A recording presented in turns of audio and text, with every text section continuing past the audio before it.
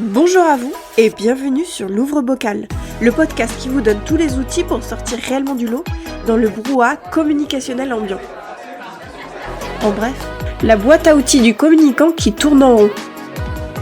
Je suis Clémence et je suis ravie de vous retrouver pour ce troisième pilier quand votre marque relationne. Donc c'est l'épisode 10 et je vais vous parler du pilier qui est sur l'annuaire, donc les relations, les alliances et la communication. Pour parler des relations, on va essayer déjà de comprendre tout ce qui est construction neuro-émotionnelle de votre marque, pour comprendre ses valeurs les plus importantes et ce qu'elle veut et doit insuffler dans ses relations. On va essayer de faire en sorte qu'elles soient connectées et qu'elles collaborent avec des personnes ayant les mêmes valeurs et les mêmes visions qu'elles-mêmes, parce que c'est le secret d'une évolution qualitative. Pour ça, nous allons utiliser des principes et des outils de PNL. Alors la PNL, c'est une branche de la neuropsychologie qui traite des rapports entre le langage et les structures cérébrales. Et en général, c'est des outils qui parlent beaucoup de tout ce qui est relation, parce qu'on va voir par la suite, c'est un des éléments les plus importants et vraiment centraux de tout ce qui est évolution humaine. Vraiment un outil puissant pour tout ce qui touche à la communication et les relations interpersonnelles. Je vais vous parler de 3 points très importants. Le premier, c'est de justement chercher les importants. Donc vous comparez les importants vraiment tout ce qui est valeur forte. Pour avoir des relations riches, nourries et qualitatives, il faut que ces importants soient satisfaits. S'ils ne sont pas, la relation ne sera pas nourrie parce que les importants ne sont pas nourris. Et donc on va vraiment inconsciemment se mettre en réserve par rapport à la relation. Le principe s'applique également sur les relations internes, donc tout ce qui est collaborateur, équipe, etc. Si on peut parler d'une marque. Mais sur tout ce qui est relations externes, donc ça va être les partenaires par exemple, les prospects, les clients, les cibles, voilà, toutes les relations externes. À chaque fois qu'il y a des frustrations, face aux frustrations, on met en place des mécanismes qui vont se mettre à tirer le tout vers le bas. Mais attention, ces fameuses frustrations, on va en parler par la suite parce qu'elles sont très importantes. Si on arrive à comprendre ces frustrations quand elles sont importantes ou autres, c'est vraiment les clés, les leviers qui vont nous permettre de comprendre où sont nos importants. En gros, il faut passer de l'expression à une frustration à l'expression d'un besoin. Et pour que ce besoin puisse par la suite être nourri et rempli et que ce soit des relations qualitatives et une espèce de système de gagnant-gagnant. Donc je vous parle de tout ça, on va retranscrire le tout au niveau de la marque, bien sûr, parce que c'est le processus qu'on met en place depuis le début de ce podcast. Le troisième point assez important à évoquer ensemble, c'est les 3 grands leviers. Des leviers à partir desquels on va pouvoir, quand on les observe et qu'on met tout ça en pratique, vraiment changer la situation en un fameux gagnant-gagnant. Le premier, c'est la perception de soi-même et des autres. Et des autres, ça va être du monde autour de soi. Le deuxième, ça va être le sentiment qui sont en lien avec la situation, donc nos sentiments, nos ressentis. Et le troisième, c'est les comportements qui en découlent. Je vous avais parlé d'un podcast, alors je ne me rappelle plus dans quel numéro c'était, d'épisode, mais un podcast de Brooke Castillo, qui est donc en anglais. C'est une américaine qui a mis en place un principe, un système, qui dit que de circonstances, on émet des pensées on émet une émotion, et de l'émotion, on émet un comportement ou une action. Et c'est à partir du moment où on commence à réfléchir par rapport aux pensées qu'on émet en rapport à la circonstance, qu'on peut changer notre comportement, qui peut être conscient ou inconscient. Donc là, on rejoint bien ce principe-là. D'ailleurs, je vous conseille d'aller... je vais vous mettre le lien sur le site, comme d'habitude. Le site sera en description de ce podcast. Je vous conseille d'aller écouter quelques numéros si vous arrivez à comprendre l'anglais, parce qu'ils sont très intéressants et très pragmatiques. Donc pour continuer sur notre épisode, pour évoluer, on va toujours passer par la relation. Comme je vous dis, c'est vraiment un point central. Dans toutes les situations conflictuelles ou problématiques, on va réaliser qu'on va toujours repasser par les relations, parce qu'elles prédominent le tout, et c'est grâce à cette relation qu'on va observer les importants et qu'on va pouvoir apporter une solution aux besoins, donc frustration, mais aux besoins non remplis. C'est là qu'on va commencer à pouvoir se poser la question, si ça se passait mieux, à quoi ça ressemblerait ? Qu'est-ce qu'on peut commencer à faire de différent ? Par la suite, on va parler de grandes étapes universelles de notre évolution émotionnelle et comportementale qui vont nous servir dans toutes nos relations, que ce soit en interne ou en externe, et nos relations aussi par rapport à notre environnement. Et je vais vous montrer aussi quelques exercices par rapport au fait de travailler en équipe. Pour l'instant, je vais vous expliquer un principe que Paul Pironnet met en avant face à tous ses besoins et ses frustrations. Donc je vous conseille vraiment d'aller voir le support écrit qui est en lien avec cet épisode. Comme tous les épisodes, il y a un support écrit que vous pouvez imprimer et sur lequel vous pouvez annoter et remplir chaque schéma et chaque exercice.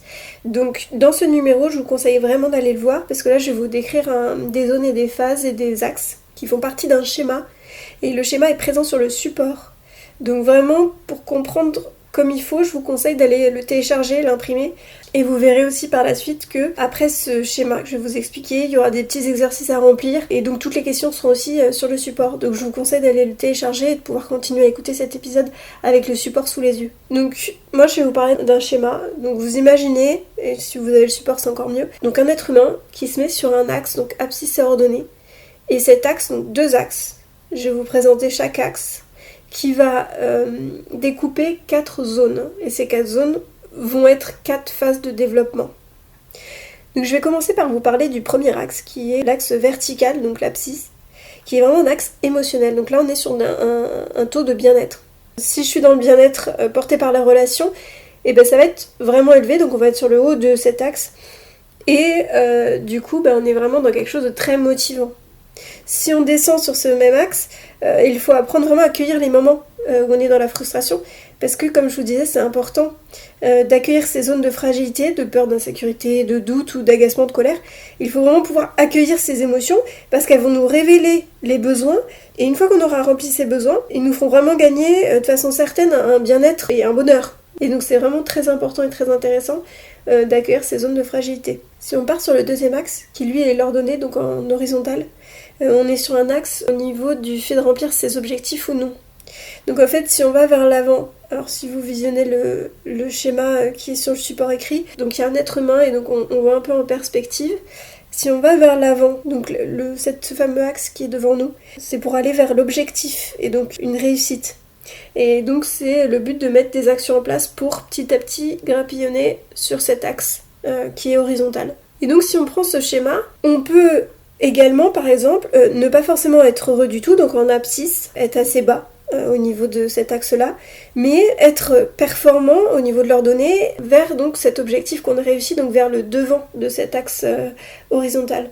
Et là à ce moment-là, c'est un moment on est en train de se brûler quoi.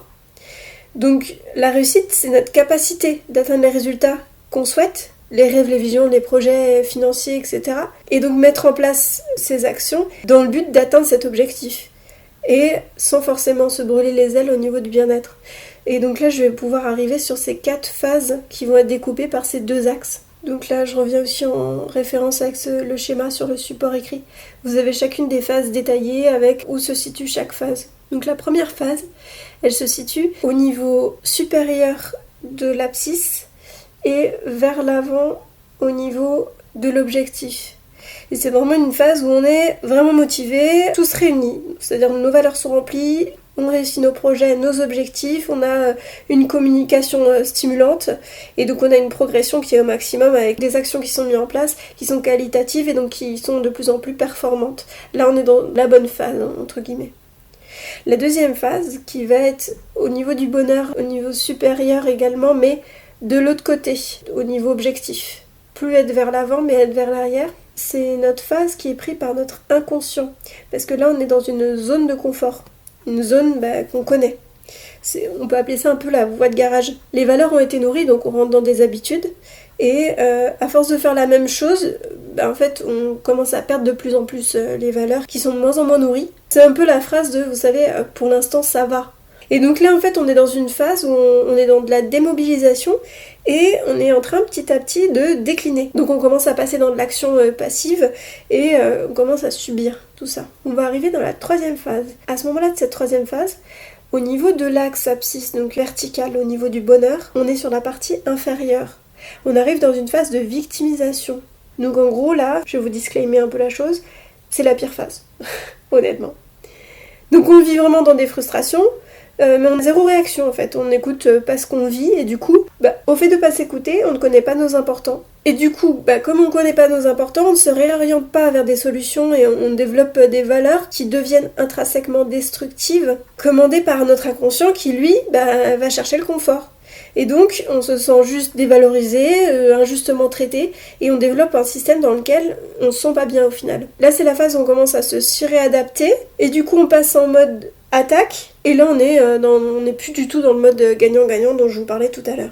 Et donc en fait là ce qu'il faudrait à la limite c'est se reconnecter à ses importants. C'est un peu comme si on était dans la saison de l'hiver qui est aussi hyper importante et très utile etc. Mais à partir du moment où on ne reste pas dedans. Et donc la 4e phase, elle qui va être au niveau de l'abscisse inférieure, c'est-à-dire verticalement en bas. Et au niveau de l'objectif par contre on va être de l'autre côté, vers l'objectif, vers le devant. Et donc là, on tente vraiment de passer dans un comportement constructif. On passe de la phase de rejet de responsabilité à la prise de responsabilité, quelles qu'en soient les contraintes. Du coup, on est dans une phase de printemps, où on est encore dans une phase d'inconfort, mais on sait où on va et psychologiquement, on est relié à nos valeurs. Donc quelque part, il y a quelque chose qui commence à naître et on va vers quelque chose de constructif. Et donc là, on découvre un peu que cette crise, elle peut nous faire grandir et on commence à mettre en place des nouvelles habitudes. Et on sait bien que c'est les micro-changements qui font que petit à petit, on apporte un plus gros changement. Par exemple, changer nos relations et comportements à l'égard de notre environnement, par la suite, ça peut apporter à long terme de très gros changements. Donc par la suite, on aura des valeurs qui vont grandir, un projet qui va se dessiner, que ce soit par rapport à soi ou par rapport aux autres. Et donc là, on va commencer à mettre en place des actions avec une énergie qui va nous porter de plus en plus et on va intégrer des relations très importantes qui vont être nécessaires à l'évolution de ce fameux projet. Et donc ça, c'était la 4e phase. Je vous conseille d'aller soit réécouter le podcast avec le support, soit juste, jeter un petit coup d'œil sur le support. Je vais vous apporter un autre élément aussi, assez important, qui est le fait d'essayer de détecter ces fameux importants. Pour essayer de lancer le processus à titre personnel ou collectif, il faut vraiment se faire l'oreille d'autrui et savoir entendre ce dont les personnes en face de nous ont besoin et ce qu'elles ressentent. Et donc pour ce faire, je vous propose un questionnaire à remplir sur le support écrit pour détecter un peu ces fameux importants et ces fameuses frustrations. Je vous donne un petit exemple, c'est par exemple de chercher ce qui nous mobilise individuellement et collectivement. Et aussi chercher quelles sont nos valeurs individuelles et les valeurs partagées. Donc vraiment, essayez de lire toutes les questions, de les remplir seul ou en groupe. Sur le support, vous avez également des lignes sur lesquelles écrire. Donc vraiment, vous pouvez les imprimer et vous en servir comme cahier d'exercice. Pour vraiment mettre l'accent sur aussi un développement en équipe, un développement collectif. Je vous ai apporté également sur le support un exercice à réaliser en groupe, en équipe. C'est un exercice très précis sur le fait de lister 5 à 10 importants pour toutes les personnes concernées par l'entreprise, que ce soit interne ou externe. Et là aussi, tout est précisé dessus, donc je vous invite vraiment à aller lire tout ça. Mais je vous donne un exemple, ça va être du type quelles sont pour nous les priorités de l'entreprise à l'égard du client. Et donc là, il faut vraiment tout lister et le but, c'est que à la fin, on peut faire émerger avec toutes ces réflexions les 4 à 7 critères les plus importants pour tous, selon l'intelligence collective. Et le but de tout ça, c'est de pouvoir par la suite, après cet exercice, faire émerger les 4 à 7 critères les plus importants pour tous, selon l'intelligence collective. Donc c'était tout par rapport à tout ce qui était relations, alliances et communication. C'est vraiment un critère très important dans le développement, alors que ce soit individuel ou vraiment au niveau de la marque. Quand on parle de relations clients, de relations aux prospects, qu'est-ce qu'on transmet, qu'est-ce qu'on partage. Donc je vous laisse vraiment faire tous ces exercices. Et on se retrouve du coup dans le prochain épisode qui sera la synthèse de tous ces piliers développés tout au long de ces 5 et plus exercices. Ce sera vraiment une synthèse, alors ce sera sous forme de... j'ai appelé ça portrait chinois. Mais dans cet épisode, on fera ensemble un mood board par rapport à tout ça, qui pourra visuellement vous aider très facilement à comprendre votre marque et à se servir de toutes ces réflexions, qu'elles puissent vous apporter quelque chose de concret au quotidien de votre communication. Et également, le fameux jeu de cartes dont je vous parle depuis le début, qui lui sera vraiment encore plus concrètement que le mood board, un exercice qui sera un anti-sèche à la fameuse créativité. Si vous entendez ce message, c'est que vous avez écouté l'épisode jusqu'au bout. Et pour ça, je vous dis un grand merci. Si cela vous a plu, n'hésitez pas à me laisser 5 étoiles sur votre application de podcast favorite, ainsi que de partager ce contenu à toute personne susceptible d'être intéressée. Et si les sujets développés dans ce podcast vous parlent, vous allez adorer le contenu de mon compte Instagram ainsi que les ressources présentes sur mon site, tous les deux en lien dans la description de ce podcast. J'y partage astuces, contenus qui m'ont aidé à développer les sujets, ainsi qu'un ensemble de ressources intéressantes et complémentaires pour vous faire poursuivre votre quête. Je vous donne rendez-vous sur mon site pour avoir toutes les informations. À bientôt!